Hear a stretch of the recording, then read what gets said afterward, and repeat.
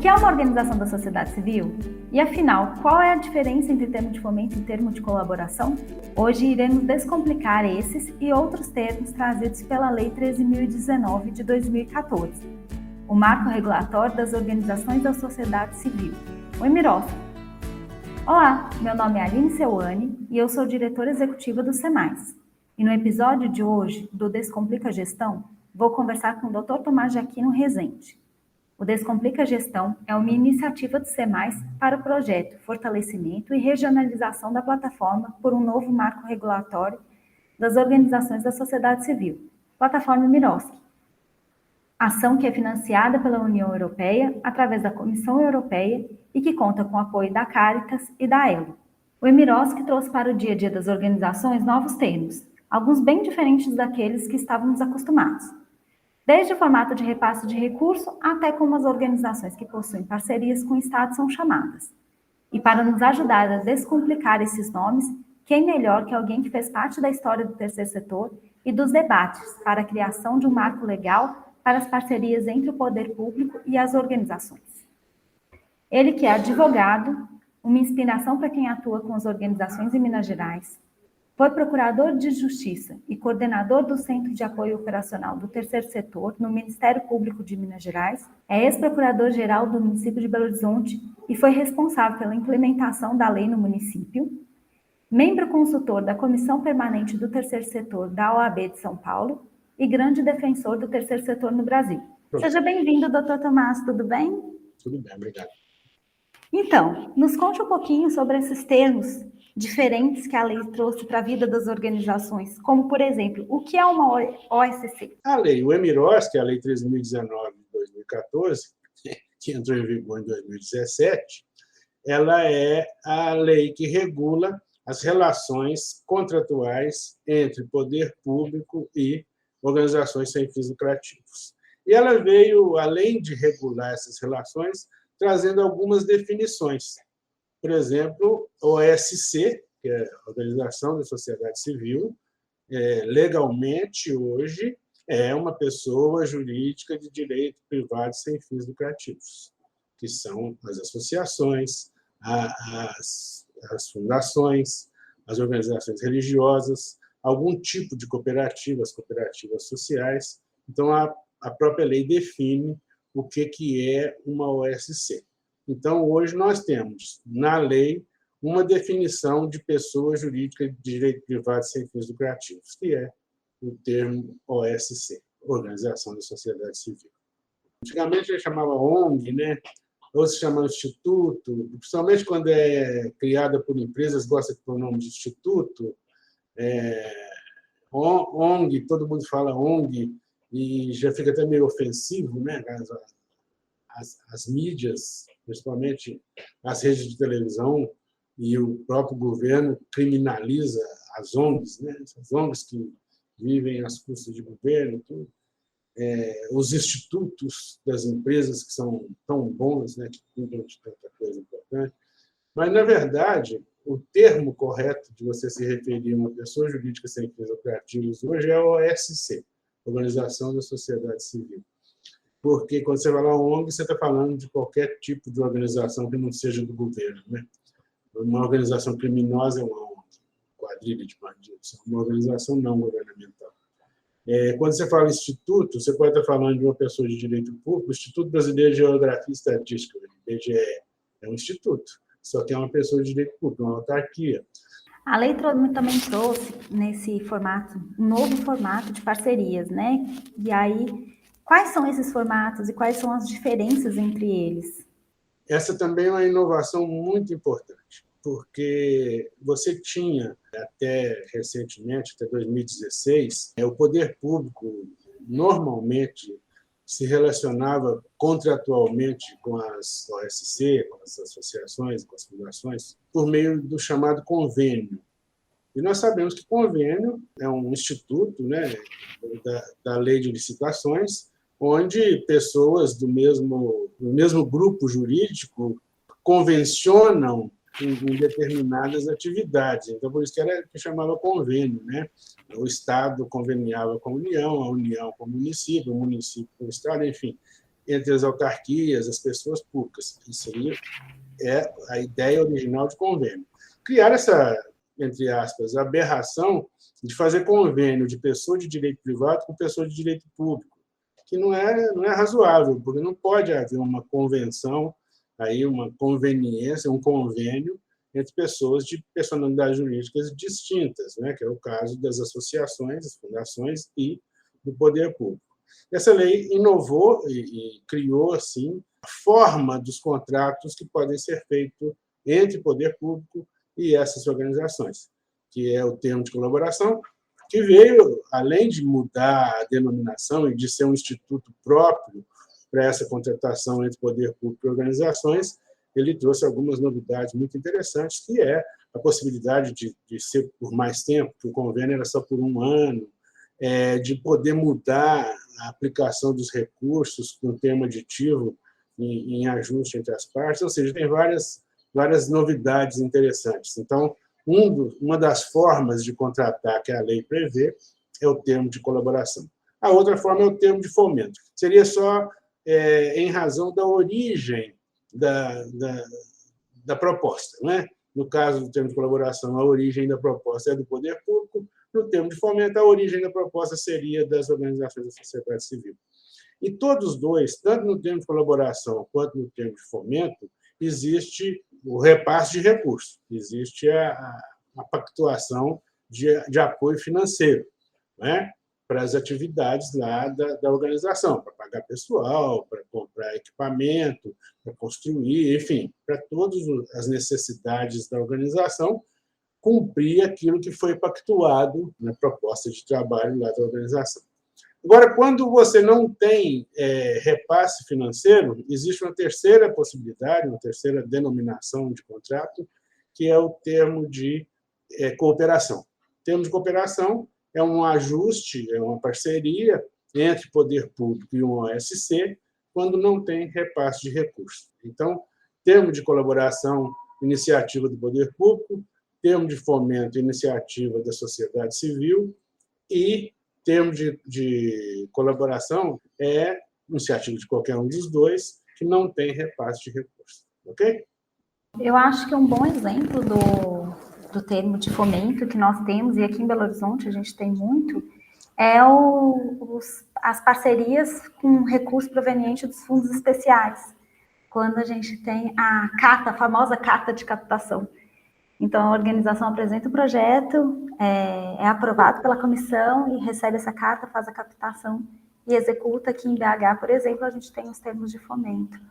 Bom, doutor Tomás, e aí também a lei trouxe diversas outras inovações, tentando trazer e demonstrar segurança jurídica, trazer transparência para as parcerias, e foi criado diversos mecanismos, como, por exemplo, as comissões de seleção, a comissão de monitoramento, o gestor da parceria. O senhor poderia falar um pouquinho sobre esses instrumentos o que são esses instrumentos trazidos pela lei? Bom, isso aí também é uma inovação positiva. Você pega, por exemplo, e aí eu tenho que ficar sempre buscando aqui a Prefeitura de Belo Horizonte, porque eu estive lá nesse período fazendo isso. Tem uns detalhes que cada contrato tem que ter uma pessoa que acompanha o contrato dentro do município. Então, assim, você imagina, nós temos, com o OSC em Belo Horizonte, tínhamos lá em 2017, mais de 600 contratos. Então, assim, é muito difícil. E como cada parceria vai ser acompanhada pelo setor onde ela foi firmada, na educação, saúde, assistência social, principalmente, é muito complicado você ter ali uma comissão para cada contrato, ou uma comissão para cuidar dos contratos só daquela área. Eu te disse, na educação, a gente deve ter mais de 300 contratos. Na assistência social, outro tanto. Uma das sugestões que discutimos lá foi a criação da gerência de apoio às parcerias, onde ela atende essas situações que surgem com as organizações e busca dar as informações. Essa gerência de apoio às parcerias ela foi necessária porque não existia uma ponte, um acesso das organizações ao poder público. Não tinha onde chegar. Ele podia até conversar com o órgão parceiro, com a Secretaria de Educação, com a Secretaria de Assistência Social, com a Secretaria de Saúde, sobre aquela parceria. Mas ela não tinha, por exemplo, se ela tinha dúvida, quando esses contratos que nós vamos fazer vão durar quantos anos? 2, 5, 10? Quando surge lá a necessidade de um termo aditivo para tirar uma verba de um lugar e aplicar em outro, quem é que pode responder esses questionamentos? E criamos essa gerência de apoio às parcerias, que tem tido uma boa efetividade. Mas existem as comissões, existem os gerentes de cada projeto. Agora, uma coisa importantíssima que foi criado no município de Belo Horizonte, aí sim, qualquer pessoa, a qualquer hora, pode acessar os contratos, está no portal de transparência da Prefeitura. E aí esse portal traz as informações mais relevantes relacionadas a todos os projetos. Sim, quanto de dinheiro foi repassado, quantas pessoas são atendidas, todas as informações relevantes estão nesse portal. Ou seja, a relação contratual entre poder público e organizações da sociedade civil, diferente da relação entre poder público e pessoas de direito privado, com fins lucrativos, é totalmente transparente. Estão expostas publicamente. E isso é uma inovação trazida pela lei. O senhor poderia falar um pouquinho sobre a comissão de seleção e a comissão de monitoramento e avaliação que foi criada pela lei? A lei já estabelece alguns critérios, né? Quem pode contratar com o poder público, e aí são várias regras. Tem que ser pessoas sem fins lucrativos, tem que estar com a sua situação fiscal e trabalhista em dia, várias exigências que já existiam. E aí uma comissão formada lá no setor onde vai haver a contratação, se for na educação, Secretaria de Educação, se for na assistência social, na saúde, a mesma coisa, e sempre, no caso de Belo Horizonte, tá, gente? A Procuradoria participa desse processo emitindo pareceres. Então, é uma comissão que vai analisar os projetos, os planos de trabalho, são adequados ao chamamento que foi feito. E depois tem a comissão de avaliação. E aí ver se foram cumpridos as metas, se foram cumpridas o que foi contratado. Então, a comissão de seleção vai avaliar se a instituição está capacitada e tem condições de atender o que foi pedido, e o termo de avaliação vai ver se cumpriu o que foi combinado. Então, a gente tem o chamamento público para essas OSCs, né, para essas OSCs que estão dentro que se adequam à lei, e aí, a partir do momento que elas participam desse chamamento público, elas são analisadas pela comissão de seleção e monitoradas e acompanhadas pela comissão de monitoramento e avaliação quando elas são parcerizadas. Nesse processo, não é só uma contratação, de fato uma parceria. O que seria uma parceria e como também que o poder público e as organizações elas enxergam essas parcerias e o que a lei traz em relação a isso? E, na verdade, todos os termos, termo de colaboração, termo de fomento ou termo de cooperação, são, na verdade, parcerias estabelecidas entre poder público e organizações da sociedade civil. Não é contrato, é parceria. Você não está comprando um serviço. Quando você fala parceria, o poder público diz, olha, eu tenho necessidade de implementar, de efetivar essa política pública, de atender crianças por um período de 8 horas, com educação fundamental, com alimentação, com regras de higiene, de vida em sociedade. Eu preciso disso. Isso é uma política pública. E você, creche parceira, tem capacidade de fazer isso. Então, assim, eu não te contrato, eu não te pago um valor para você me prestar um serviço, não.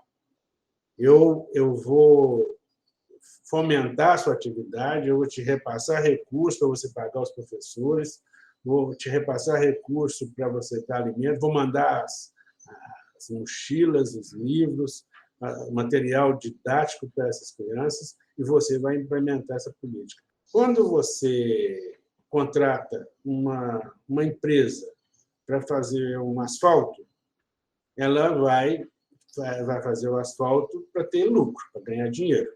Ela vai pegar lá um asfalto, tem um custo aí de, sei lá, R$100 o metro, a prefeitura vai pagar R$120, que ele vai ganhar 20 pelo trabalho que ele fez.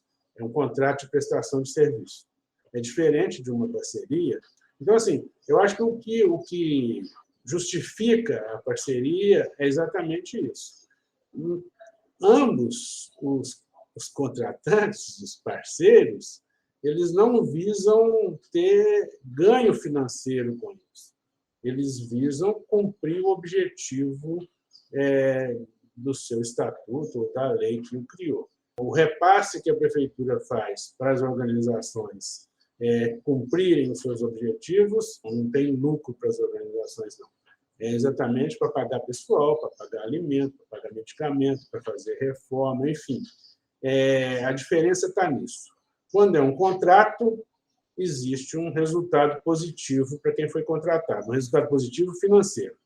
Quando é uma parceria, ambos atingem os seus objetivos sem ter que dar lucro para um ou para outro. Mas, basicamente, é isso. Uma das grandes mudanças que nós tivemos na lei foi que a lei trouxe a importância da execução do objeto e algumas mudanças na prestação de contas. Eu queria que o senhor falasse um pouquinho sobre a execução do objeto e sobre essas mudanças na prestação de contas. Tá, ótimo isso. Agora, sim, na vida real não funcionou tão bem assim, igual está na lei, não, mas deveria, né? Porque eu naturalmente, sou do tempo dos convênios, e eu era promotor de justiça na promotoria de fundações, eu analisava contas das fundações. E é uma coisa tão absurda, e eu passei por isso várias vezes, a nota fiscal era mais importante do que ter feito o negócio. Vamos lá. Era mais importante você ter uma nota fiscal de uma mesa do que ter a mesa. Isso era um absurdo, e era assim que funcionava. A gente tem vários exemplos de pessoas que foram processadas porque não tem o comprovante, né, documentado. E a exigência era mais de essa questão documental. E a lei veio e inovou muito, e muito bom isso, que o que o gestor público vai avaliar é o resultado. A pessoa não vai prestar contas de números, de valor, vai prestar também. Isso aí, hoje, eu não sei se está funcionando assim, tá? Mas foi implementado lá na Prefeitura de Belo Horizonte um programa de internet que se você fizer uma compra hoje, você compra lá 10 cadeiras de roda lá para a LPI, e aí você já manda a nota nesse programa, já está prestada a conta. Não tem aquele negócio de chegar no fim do ano e prestar conta. A prestação de contas hoje, teoricamente, eu não sei se está funcionando bem assim, mas deve estar em alguns casos, ela é online, ela é diária. Não existe aquele faz um pacotão lá, um processão para ver, e aí a pessoa fica analisando. Não, hoje é isso. Olha, liberou R$100 mil para você comprar, sei lá, 20 cadeiras de rodas. Daí você manda o documento, manda a foto das cadeiras de roda, manda os velhinhos sentados na cadeira de roda, está prestado conta. Então, é outra forma de ver. Claro, isso aí é evidente, que o poder público, principalmente por se tratar de recursos públicos, né, ele tem que ter total transparência e tem que ser confirmado que foi bem usado, né? Cada centavo é do contribuinte e para ser usado para esses fins de interesse coletivo. Mas é evidente também que, da forma que era feito antes, que analisava só números, não tinha nenhuma relevância, não tinha nenhuma importância. Hoje, a prestação de contas justifica a parceria, ou seja, você vai confirmar que o dinheiro público, depois que foi para a iniciativa privada das OSC, ele cumpriu aquele objetivo de atender uma política pública. É mais ou menos por aí. E aí, Aline, essa inovação da lei, para mim, é das mais importantes, porque é muita burrice a gente achar que é mais importante a nota fiscal do que a mesa comprada. Isso não entrava na minha cabeça, eu não conseguia compreender isso. Com essa inovação da política de buscar resultados, você incentiva as organizações a melhorar o seu desempenho, né? E quanto melhor for o resultado, mais parceria nós vamos fazer, mais nós vamos investir nessa organização. É importante essa fala da mesa, porque aí é mais importante ter a mesa comprada do que ter a nota fiscal, e mais importante ainda do que ter a mesa comprada é para que ela tem sido usada, né? Claro. Quando a gente fala aí de atendimento da criança e do adolescente, quando a gente fala de atendimento do idoso, por que a gente está usando esse material, por que a gente está fazendo isso, e qual que é o resultado que alcança esse público, ele é extremamente relevante. Bom, doutor Tomás, tem um outro assunto que gera ainda muitas dúvidas para as organizações, que é a questão da remuneração, que tivemos um histórico de proibição da remuneração em relação a dirigentes, e a gente ainda tem dificuldades a lei deixa, a lei não deixa, a lei permite, a lei não permite, e aí a gente também tem dúvidas em relação à remuneração das pessoas que trabalham nos projetos. Então, o senhor poderia falar primeiro um pouquinho sobre essa parte dos dirigentes e também sobre as mudanças que a lei trouxe em relação à remuneração de quem participa desses projetos. Bom, isso aí é um assunto que há muitos anos eu trato dele, evoluiu bem, evoluiu positivamente. Nunca existiu proibição de remuneração de dirigentes, né?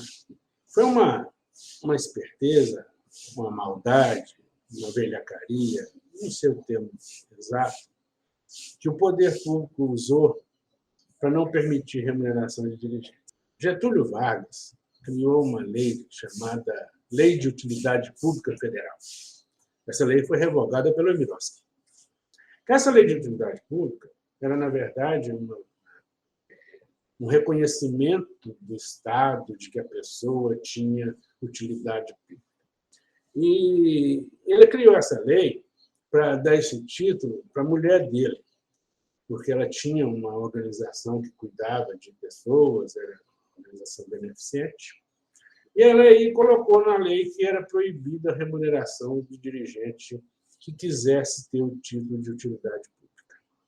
Bom, e aí os contratos com a União, os convênios com a União naquela época, que a partir daquela época exigiam que para a pessoa fazer um convênio com a União tinha que ter título de utilidade pública. Para a pessoa ter o SEBAS, era pré-requisito ter o título de utilidade pública. E o título de utilidade pública, além de várias exigências, proibia a remuneração de dirigentes. Ok? Então, nunca existiu, e nem vai existir, uma lei proibindo remunerar dirigentes. Não é isso. Ela dizia que, se você quer contratar com o Estado, você tem que ter o título de utilidade pública. Para você ter o título de utilidade pública, você não pode remunerar dirigente. A União fez a Lei de Utilidade Pública Federal e impôs essa condição para que as organizações contratassem. Aí o Estado copiou, os estados copiaram, fizeram a mesma coisa. O município copiou e fez a mesma coisa. Essa exigência de ter o título de utilidade pública para fazer um termo de colaboração, um termo de fomento, não existe mais. Ainda existe, por exemplo, o Estado de Minas Gerais.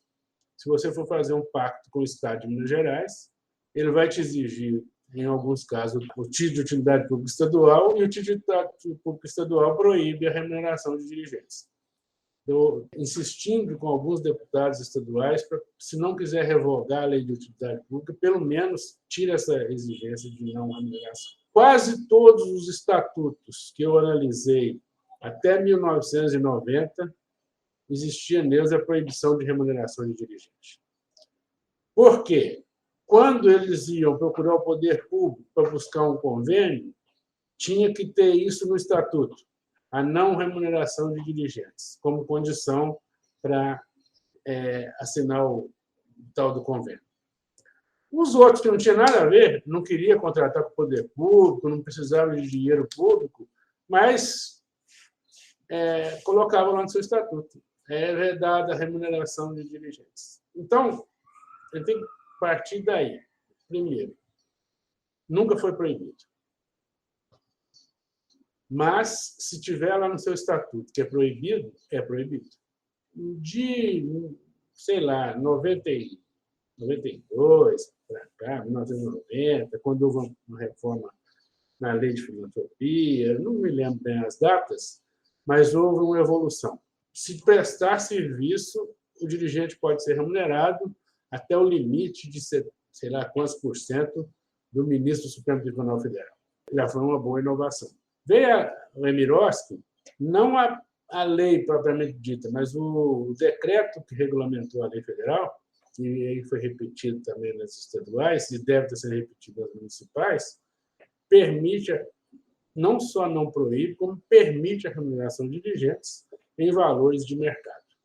Isso gera uma polêmica, uma discussão sem tamanho, porque os intérpretes, né, têm essa bitola de que é proibido remuneração. Agora, eu pergunto, onde está a base legal, jurídica, não, mesmo não jurídica, de querer que uma pessoa preste um serviço sem ter remuneração? Não consigo compreender a lógica desses que defendem a não remuneração de dirigentes. Evidentemente que tem limites, é claro. Igual tem limites na iniciativa privada com fins lucrativos, tem os limites, né? No poder público tem os limites legais aí de remuneração. É razoável que tenha nas organizações da sociedade civil. E para não acontecer algumas aberrações.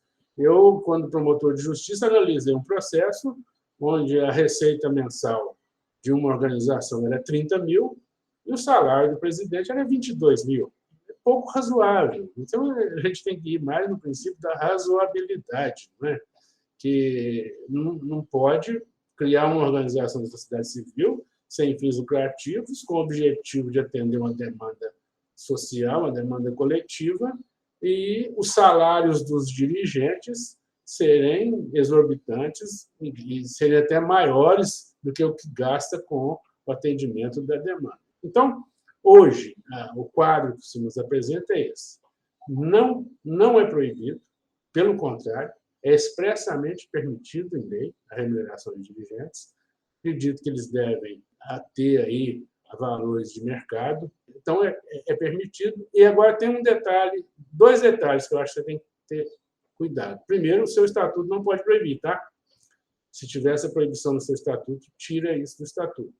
E segundo, que deve prestar serviço. Não é razoável também você ter o título de vice-presidente da OSC e só por isso receber um salário lá de 2 mil, de 5 mil, de 10 mil, qualquer que seja o valor. Não é razoável. Então, tem que ser um valor compatível com o mercado e com o bom senso, e tem que ser um valor que represente uma contraprestação por serviço prestado, e não uma gratificação por um título que você adquiriu na organização. Esse aqui eu acho que é o fundamental. Agora, com relação a funcionários, eu não sei, onde tem dúvida. A maioria é CLT mesmo, não tem conversa. CLT e aí valor de mercado mesmo. Você combinar com a pessoa. Pode ser até mais do que o do dirigente, desde que seja combinado e feito um contrato. Geralmente a dúvida está porque a lei permite, não só permite, a lei permite a contratação de equipe, né, para execução de projetos, quando se tem uma parceria com pagamento de todas as despesas relacionadas a isso. E é legal colocar isso para as organizações, para que elas, mesmo as pequenininhas, saibam que elas podem contratar a equipe, que isso tem que ser inserido dentro dos projetos para que elas sejam capazes de executar também. Foi muito legal você lembrar disso, que hoje é permitido que uma OSC contrate serviço jurídico e contábil. Ela pode contratar um advogado e um contador para acompanhar o projeto dela, contrato, a parceria dela. Eu repito, e meus colegas advogados às vezes ficam até aborrecidos comigo, não deixe de contratar um contador. Você precisa de um contador. E põe isso lá no seu plano de trabalho, que o poder público vai repassar recursos para você pagar o contador. Se você achar que é importante, contrata advogado também. Eu acho que uma assessoria jurídica ajuda para caramba. Eu presto para algumas organizações aqui, eu acho que tem grande utilidade. Mas se você ficar em dúvida entre assessoria jurídica e assessoria contábil, contrata o contador, porque é muito importante isso. Convênio, para nós mais antigos, ele já vinha pronto. O município fazia lá um termo e você assinava. Era todo ano, demitia todo mundo, contratava de novo no ano que vem. Era uma confusão, mas era meio que... Não sei se vocês já viram isso, é um contrato que você não discutiu nenhuma cláusula. É um contrato por adesão. O convênio era isso. Você aderia ao que o poder público estabeleceu e pronto. Ele chamava, geralmente não era coletivo, era um por um, ia lá no gabinete do secretário, assinava o tal do convênio para liberar os recursos. Agora, não. Na parceria, há um debate, há uma discussão entre as partes, inclusive do valor do salário dos seus servidores. É muito interessante essa proposição aí, porque uma das coisas que, vamos dizer assim, tem grande relevância nas parcerias é o contrato de trabalho dos servidores. E hoje ele é feito dessa forma, em parceria, ajustando o valor ao que as partes entendem que tem razoabilidade. É isso. Essa foi uma colocação muito legal, porque realmente a lei trouxe como inovação o provisionamento das dispensas, né? Exatamente. A gente não precisa mais, como organização, após o encerramento, não é necessário mais fazer aquela dispensa da equipe, a demissão de todo mundo, para que se possa pagar as rescisões dentro do período de vigência do convênio, como aconteceu com o convênio. Hoje, a gente, dentro dessas parcerias, a gente pode fazer o provisionamento, faz o cálculo, apresenta para o poder público o cálculo, sendo aprovado, você guarda esse recurso para que, no futuro, para aquela pessoa que for demitida, for dispensada, sair da organização, ela possa receber todos os valores devidos da forma correta, mesmo sendo relacionado a uma parceria específica. Essa é uma inovação muito legal também que a lei trouxe. Isso, essa é muito interessante. Bom, é só um pouquinho de história aqui, que era a coisa mais absurda que existia. Todo ano o convênio tinha que ser encerrado, tinha que demitir todos os funcionários. Aí, para pagar as verbas rescisórias, era um Deus nos acuda, que não tinha recurso para isso. Agora veio a Lei 13.019, a Migros, com duas inovações importantíssimas. Não precisa ser só de um ano parceria. Você fazer parceria de 5 anos, de 8 anos, de 10 anos, você pode fazer do tempo que você quiser. Ela pode ser até renovada periodicamente, mas não tem necessidade mais. E, segundo, a previsão de provisionamento de verbas rescisórias e de outras verbas que você pode provisionar. Né? Desde que esteja pactuado com o poder público, você pode fazer provisionamento até de alguns riscos aí, de problemas outros que não a reclamação trabalhista. Essa é uma inovação importantíssima. Tanás, fala mais um pouquinho também para a gente sobre o chamamento público. Acho que também é uma dúvida muito grande das organizações. É uma forma de você não privilegiar uma instituição em detrimento de outra. Né? O chamamento público vamos dizer assim, é uma publicização da necessidade de se contratar. E você preenche os requisitos do contrato, você vai ser contratado, não porque você é amiga do prefeito, do governador, porque você tem influência em algum setor do poder público, e sim porque você está capacitado, habilitado para ser contratado. Então, para mim, o grande fundamento do chamamento público é justamente isso, para manter a equidade, que as organizações são tratadas igualmente. Não tem preferência de uma para outra em razão de questões políticas, questões aí, outras de relacionamento. E aí a gente tem que lembrar, não era talvez não na capital, mas em muitos lugares acontecia, de o convênio ser feito não por capacidade da organização, mas por relacionamento dela com o poder público. Na verdade, era pior. E isso aconteceu até muito quando teve a lei de OCIP e a lei de OS também. O poder público, na verdade, influenciava a criação de uma organização para ela prestar aquele serviço. Era bem direcionado. O chamamento público veio para eliminar essa irregularidade, para não chamar ilicitude, né? De você contratar uma pessoa sem fins lucrativos, não pela capacidade dela, mas pelo relacionamento dela com o eventual dirigente do poder público. No chamamento público, vão ser analisados ali vários pontos da organização para ver se ela não tem algum impedimento de prestar aquele serviço. É muito interessante, vamos dizer assim, da equidade e clareza, né, na contratação. Tem mais alguma coisa, doutor Tomás, que você gostaria de falar? Antigamente ele chamava ONG, né? Ou se chama instituto, principalmente quando é criada por empresas, gosta de pôr o nome de instituto. ONG, todo mundo fala ONG, e já fica até meio ofensivo, né? As mídias, principalmente as redes de televisão, e o próprio governo criminaliza as ONGs, né? As ONGs que vivem às custas de governo, tudo. Os institutos das empresas que são tão bons, né, que cuidam de tanta coisa importante.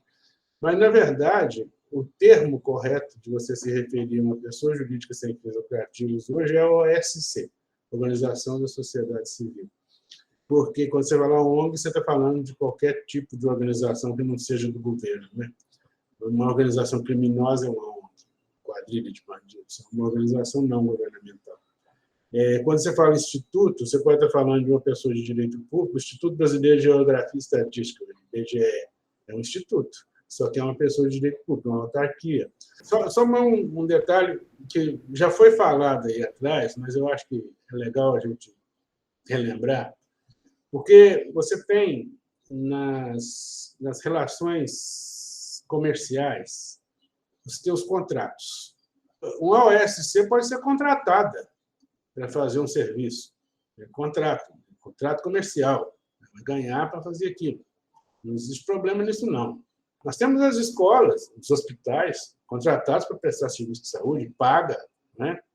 Então, é contrato. Estou falando de contrato. Contrato, eu te pago para me prestar um serviço. Pronto. Agora, quando você fala, e a lei traz isso lá no seu preâmbulo, né? É um termo de fomento, de cooperação ou de colaboração, você está fazendo, na verdade, uma parceria que significa mútua cooperação para atender uma finalidade pública de interesse recíproco. O interesse da OSC e o interesse do município é o mesmo.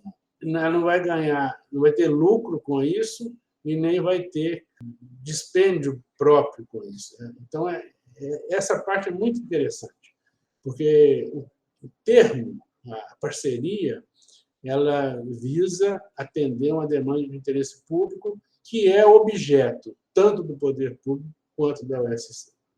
Beleza? Bom, então eu quero agradecer muito vocês do SEMAIS, de me dar essa oportunidade. Eu sempre tenho muita alegria, com muita presunção, não é? Mas é uma missão da minha vida, falar sobre organizações da sociedade civil e fazer o que for possível para que isso seja realçado e relevado por causa da importância que eu percebi dessas organizações para a sociedade civil e dessa relação poder público e organizações. Então, assim, fico muito feliz, muito agradecido por essa oportunidade e parabenizar vocês por esse trabalho aí. Muito obrigado. Tantas inovações na vida das organizações torna-se fundamental que elas sejam descomplicadas para serem aplicadas na realidade, Muito obrigada, Dr. Tomás, por compartilhar conosco o seu conhecimento. Este foi o segundo episódio do podcast Descomplica Emiroski, especial Descomplica Gestão, e teve como tema Entendendo o Emiroski, nomes, termos e outras dúvidas. Novos episódios são publicados sempre às terças e quintas-feiras, durante os meses de março e abril de 2022. Assine o nosso canal Nossos Direitos no Spotify, Apple Podcast ou Google Podcast, para receber o aviso de novos episódios. Os programas são também publicados no nosso youtube.com/cmaismg. O podcast Descomplica Emiroski é apresentado por mim, Aline Seuane, e contou com a presença do Dr. Tomás de Aquino Rezende, e com a colaboração de Ana Beatriz Ottoni, Edu Sá, Mariana Pimenta e Natália Moreira. O Descomplica Gestão é uma iniciativa do CEMAIS para o projeto Fortalecimento e Regionalização da Plataforma por um Novo Marco Regulatório das Organizações da Sociedade Civil, Plataforma Emiroski, ação financiada pela União Europeia através da Comissão Europeia e que conta com o apoio da Caritas e da ELA. Agradecemos a todas as pessoas participantes e que colaboraram para a realização desse episódio, ao Dr. Tomás de Aquino Rezende, aos nossos parceiros que viabilizaram esse projeto, que tem como objetivo contribuir com a implementação da agenda ampla do Emiroski e aprimorar o ambiente político, legal e institucional para a atuação do terceiro setor. Agradecemos especialmente a você que nos escuta. Até o próximo episódio.